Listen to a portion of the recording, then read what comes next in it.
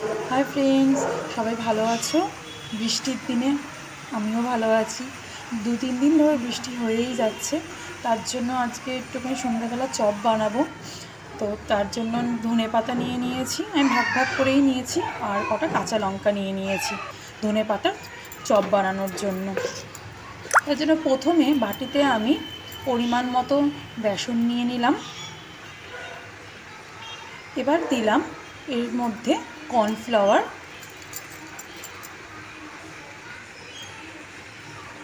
আর দিলাম সামান্য নুন, 1 চামচ কালো জিরে, আর 1 চামচ লঙ্কার গুঁড়ো, 1 চামচ হলুদ গুঁড়ো।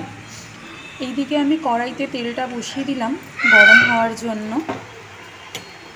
আর ওইদিকে বেসনের ব্যাটারটা তৈরি করার জন্য জল দিয়ে ভালোভাবে মাখিয়ে নিলাম। তারপরে আমি তো ভাগ ভাগ করেই রেখেছিলাম ধনে পাতাগুলো, সেগুলো একটা একটা করে চুবিয়ে আমি তেলের মধ্যে ছেড়ে দিলাম।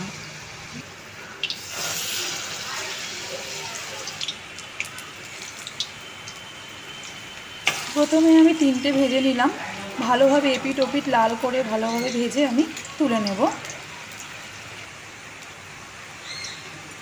আমি আবারও দিয়ে দিলাম 2টো, আর লঙ্কাও দিয়ে দিলাম এর সাথে একখানা।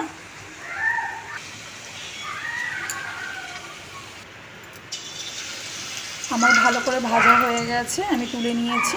এবারে আমি 3-4টে লঙ্কা ছিল, সেই লঙ্কাগুলোও আমি ভালো করে ভেজে নেব লাল লাল করে।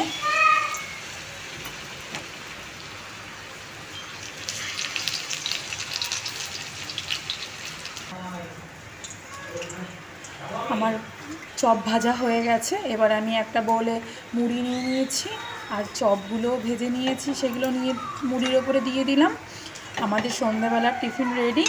তোমাদের কেমন কি লাগলো ভিডিওটা আমাকে জানাবে, আর সাবস্ক্রাইব করে বন্ধু হয়ে পাশে থাকবে।